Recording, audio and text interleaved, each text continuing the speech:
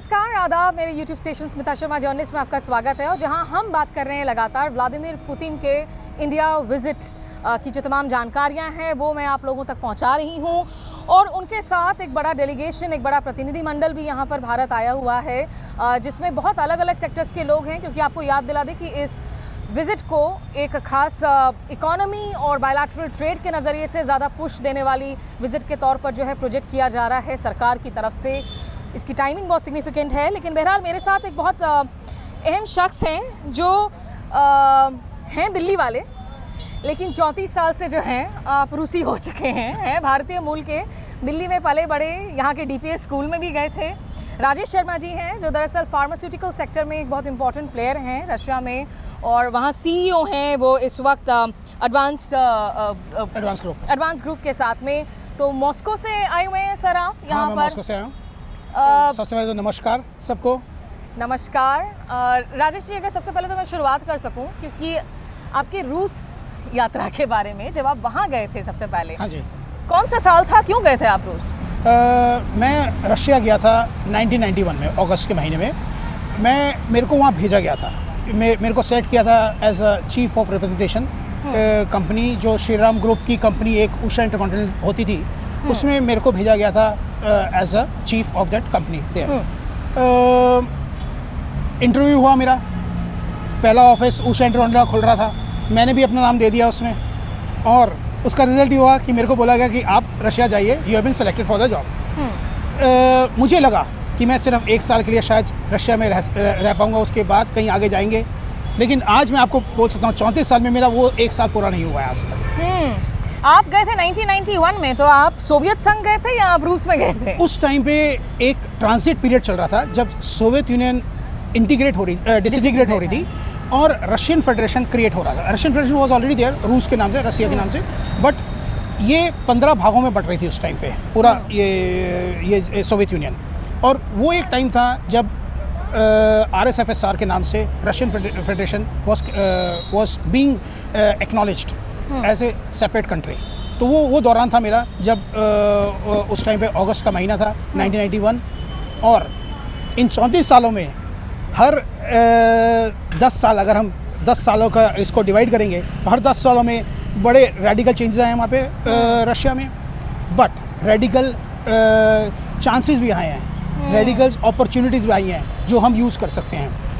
एक 91 का reference point actually बहुत इंटरेस्टिंग पॉइंट है, क्योंकि आज ही मैं बात कर रही थी सुहासिनी हैदर से, जो डिप्लोमेटिक एडिटर है द हिंदू की। वो इंटरव्यू आप लोग देख सकते हैं मेरे YouTube स्टेशन पर, कि एक 70s का जो माइलस्टोन मोमेंट था इंडिया US रिलेशंस का, USSR के रिलेशंस का, cold war era, Bangladesh war, हमने Indian Soviet friendship treaty sign की अगस्त ऑफ 1971। वो एक दौर था, राज कपूर का दौर था। आप भारत का नाम ले तो मेरा जूता है जापानी गाना जो है वो लोग याद करने लगते थे, सर पे लाल टोपी रूसी, फिर भी दिल है हिंदुस्तानी।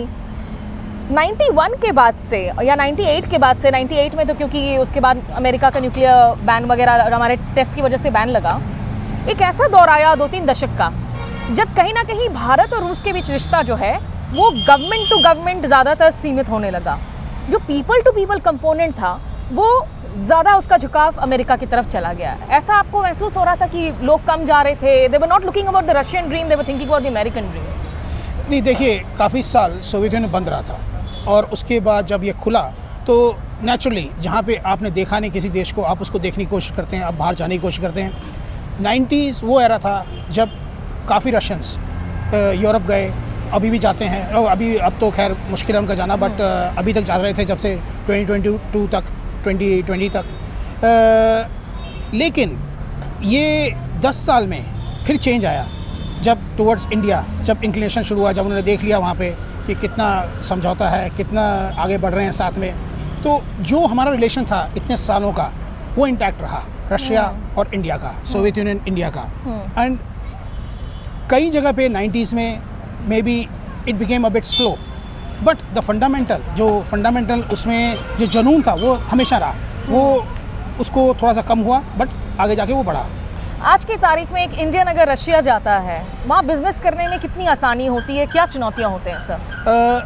चुनौतियाँ, पहली तो चुनौती ये है कि लैंग्वेज दूसरी है वहाँ पे, आपको लैंग्वेज आनी चाहिए। फिर थोड़ा सा कल्चरल डिफरेंस भी है, लेकिन सबसे बढ़िया जो चीज़ है कि रशिया में वो चाहते हैं कि इंडियंस आएँ।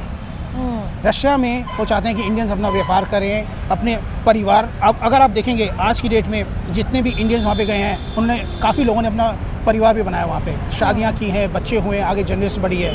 तो जिस टाइप का जो इंटीग्रेशन है बिटवीन इंडिया एंड रशिया, वो over years it has become more and more strong. क्या आपको लगता है इंडिया में वो लैंग्वेज पुश आपको देखने को मिलता है? बिकॉज हमें मुझे लगता है कि Spanish, German, even Mandarin has become a language जो ज़्यादा से ज़्यादा स्टूडेंट्स ऑप्ट करते हैं। क्या ये एक एरिया है जहाँ आपको लगता है इंडियन गवर्नमेंट को ज़्यादा पुश करना चाहिए ताकि ट्रेड टाइज को और जो है बढ़ोतरी दे सके? रशिया में Russian language is a must.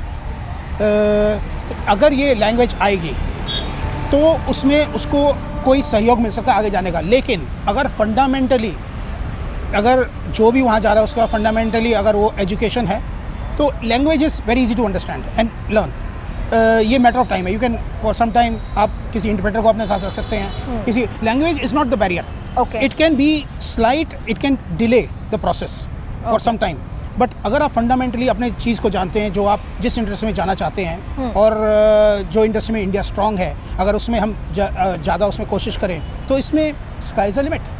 So coming to the pharmaceutical sector sir, जो आपकी स्पेशलिटी वाला सेक्टर है, बिकॉज भारत और रूस के बीच में इस वक्त आपको याद दिला दे जो बायलैटरल ट्रेड है, कारोबार है, वो लगभग 70 अरब डॉलर का है। लेकिन उसमें इंडिया के एक्सपोर्ट्स के कंपोनेंट बेहद कम है, 5 अरब डॉलर से कम है। हम ज़्यादातर सामान खरीदते हैं रूस से। अब तेल, डिफेंस, वो तो अपने आप में एक बहुत बड़े कंपोनेंट्स हैं ही। Pharmaceutical, agri processing, agriculture, even shrimps, जहां अमेरिकन टैरिफ्स की वजह से अमेरिकन मार्केट अफेक्ट हो रहा है, रशिया के मार्केट को अल्टरनेट मार्केट के तौर में देखा जा सकता है। फार्मास्यूटिकल कितना बड़ा रोल प्ले कर सकता है इन रीचिंग दैट ट्रेड जो टारगेट दिया गया है 100 अरब डॉलर का, and in also helping with जो ट्रेड डेफिसिट है जो इंडिया के लिए डिसएडवांटेज है?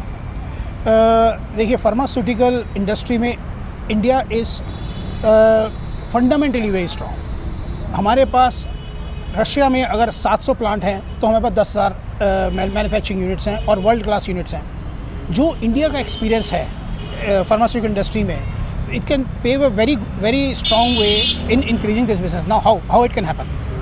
अभी रशिया में बहुत प्लांट्स आ रहे हैं, मैन्युफैक्चरिंग यूनिट्स बन रहे हैं। इसमें इंडिया का जो एक्सपीरियंस है to set up the plant fast, to supply the machinery, because machinery is required. और इंडिया आज डेट में वर्ल्ड क्लास फार्मास्यूटिकल इंडस्ट्री के लिए मशीनरी बना रहा है। तो India can export in that area. Generic branded business, India is the top, one of the top countries to do generic branded business. अगर आप देखेंगे तो इंडिया का बिजनेस जेनरिक ब्रांडेड में कम नहीं हुआ रशिया के साथ, चाहे जितने भी पॉलिसी चेंज हुए हैं। 500 to 600 million dollars of business is continuously there. But on the other hand, अगर हम इसको और जो हमारे पास प्रोडक्ट्स हैं प्लस 22 से a lot of big pharma has gone out of Russia. तो रशिया को वो दवाइयाँ चाहिए जो इंडिया के पास है आज की डेट में, बायोसिमिलर्स में, बायोटेक्नोलॉजी में, फॉर्मुलेशन, केमिकल फॉर्मुलेशंस में जो नेक्स्ट जनरेशन दवाइयाँ हैं, जो India can supply very fast and then it can fill that gap और the void which is there. इसमें क्या होगा, एक तो इंडिया से एक्सपोर्ट बढ़ेगा, दूसरा ये है कि इंडिया का ब्रांड बनेगा वहाँ पे। और ब्रांड एक ऐसी चीज़ है कि अगर आप कोई दवाई एक बार शुरू करते हैं खाना तो आप चेंज नहीं करते हैं उस ब्रांड को, चाहे कार्डियो की हो, दिल की बीमारी का हो या डायबिटीज़ हो। अगर एक ब्रांड आपको सूट कर जाता है तो आप उसी ब्रांड पे चलते हैं आगे। तो this can be a very good. In fact काफ़ी हमारी इंडियन फार्मा कंपनीज हैं जो एक्चुअली सेंट्रल एशियन मार्केट को ही बाय एंड लार्ज एक इंपॉर्टेंट मार्केट है जहां मैन्युफैक्चरिंग वगैरह भी हो रही हैं। इसमें सिर एक जो आपने कहा कि इंडिया कैन सेटअप और हैवी आपकी जो है यूनिट्स वगैरह करने में, लेकिन उसमें एक दिक्कत है क्योंकि जहाँ पर ये मशीनरी वगैरह का सवाल है, जो यूएस सैंक्शंस की हम बात कर रहे हैं और उसमें एंटिटीज़ भी सैंक्शनड हैं, ऑर्गेनाइजेशंस भी सैंक्शनड हैं। जो अमेरिका की प्रॉब्लम है कि वो काफ़ी सारी मशीनरी वगैरह को डुअल यूज़ के तौर पर देखता है। तो सैंक्शंस का जो चैलेंज है, जो प्रतिबंधों की जो तलवार है अमेरिकी, वो कितना बड़ा चुनौती है फार्मास्यूटिकल के लिए? कुछ एरियाज़ में है ये, लेकिन मैक्सिमम एरियाज़ में नहीं है। बिकॉज मैक्सिमम एरिया में जैसे फॉर एग्जांपल आपको टैबलेट मैन्युफैक्चरिंग करनी है तो world class tablet manufacturing units are here in India which can give you very good tablet presses. Capsuling की मशीन लगानी है आपने, आप वो कर सकते हैं। API प्लांट्स है, रिएक्टर्स लगाने उसके लिए इंडिया खुद बनाता है उन रिएक्टर्स को। We have to just prove that it is not for double usage. उसके लिए we have to go through some certifications which any company can go through that, and we have also gone through that, by the way. कितना time taking है वो? मेरे ख्याल से 2-3 महीने का है, लेकिन it can go through because once you prove that it is for pharmaceutical industry, then they give the approval for that. तो मैं जहाँ पर खड़ी हूँ पीछे भारत मंडपम है, पहले इसे हम प्रगति मैदान कहते थे। दिल्ली में G20 शिखर वार्ता को होस्ट यहीं किया था और यहाँ पर बिजनेस फोरम की मीटिंग भी है, आज भी हुई है बैठकें। कल एक बैठक है जिसमें आप पैनल डिस्कशन में शामिल हैं और रशियन हेल्थ मिनिस्टर शायद उसे मॉडरेट कर रहे हैं। डिप्टी मिनिस्टर मॉडरेट कर रहे हैं। तो कितना बड़ा डेलीगेशन है सर जो बिजनेस के लिए आया हुआ है और क्या खासियत है इस डेलीगेशन की? इस डेलीगेशन में खासियत है, पहले तो इसमें 100 से ऊपर लोग आए हुए हैं और इसकी ये खासियत है कि अब रशिया प्रोजेक्ट कर रहा है कि कहाँ पे क्या पॉसिबिलिटीज़ हैं और सक्सेसफुल स्टोरीज लेके आ रहा है, जिन्होंने रियली काम किया है रशिया के अंदर, जिन्होंने प्रूव किया है कि रशिया में काम करना पॉसिबल है under all the circumstances and successful business. For example मैंने एक एनालिसिस रिसेंटली किया था, 4-5 कंपनीज़ का एनालिसिस करके मैं देख रहा था कि उनकी ग्रोथ कैसे हुई है। इंडिया एंड रशिया आज ट्रेड कर रहा है $500 मिलियन। जब मैंने इनकी 4-5 कंपनीज़ को जो एनालिसिस के फिगर्स रखे अपने सामने, तो यही 4-5 कंपनीज ऑलरेडी $1 बिलियन से which are connected to India. May be from India the person is coming और the Indian companies they are direct connection with India. So already the role has been played in this.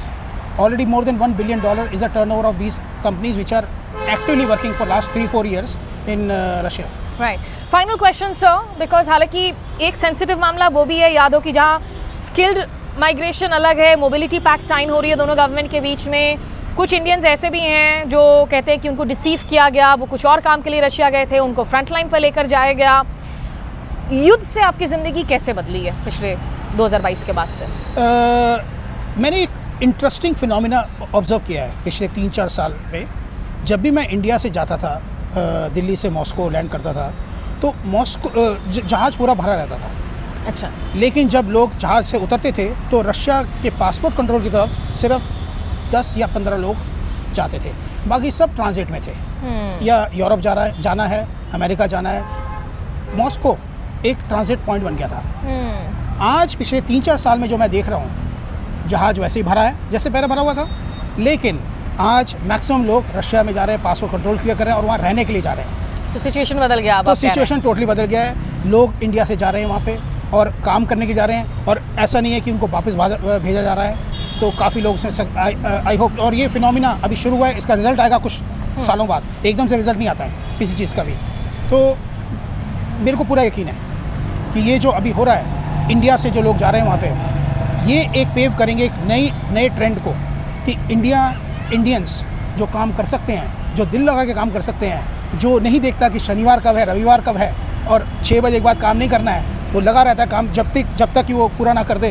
तो ये जो जुनून है जो Indians का, जो वहाँ पे अब आएगा, तो आप खुद देखा कितना इसका आउटकम बहुत बढ़िया होगा। याद रखिए कि रशिया में काफ़ी स्किल्ड मैन पावर की शॉर्टेज क्राइसिस चल रही है, पैंडेमिक हुआ, वॉर हो गया।